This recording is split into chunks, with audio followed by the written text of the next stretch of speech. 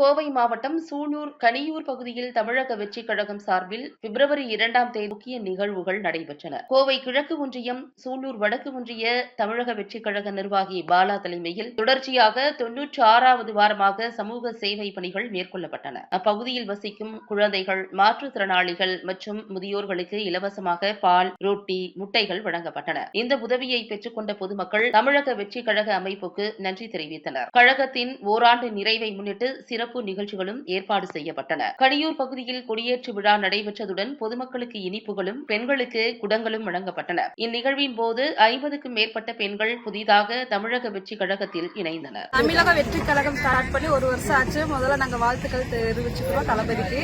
கனியூர் பஞ்சாயத்துல மகளிருக்கு இலவசமா குடங்கள் எல்லாம் கொடுத்திருக்கிறாங்க.